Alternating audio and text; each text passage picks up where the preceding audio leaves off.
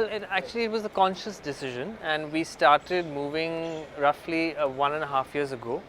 Why that decision? Because we were in a fortunate position where we could separate our markets.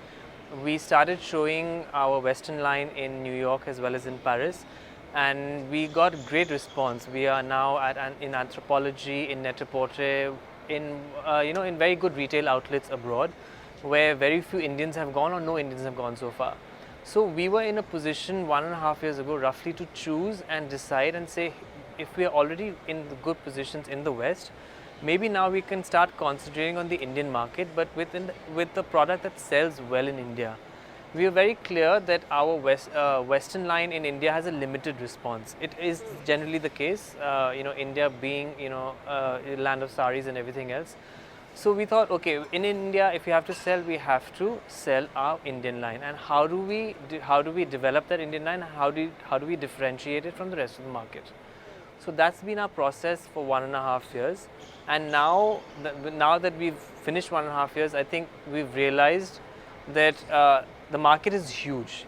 It is huge. It can accommodate many people. And at the same time, there's so much to learn.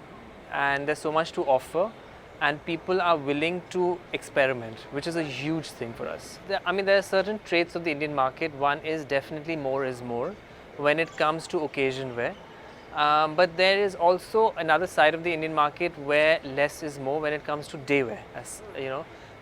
And that's where our textile starts speaking, whether it is woven or printed or even embroidered chicken or something like that. That's very subtle.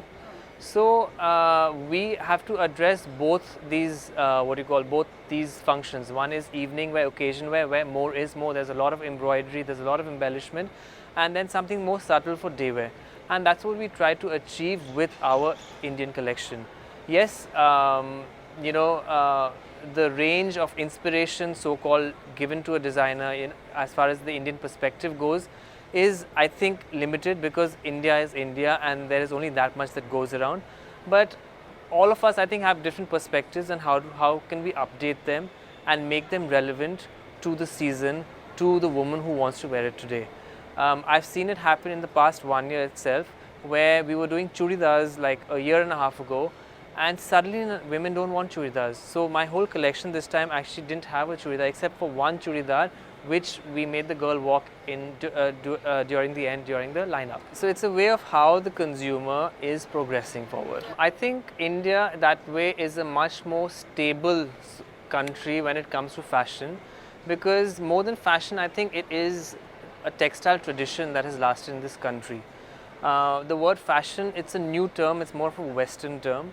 Abroad, yes, cuts change, colors change, fabrics change year in, year out, season after season.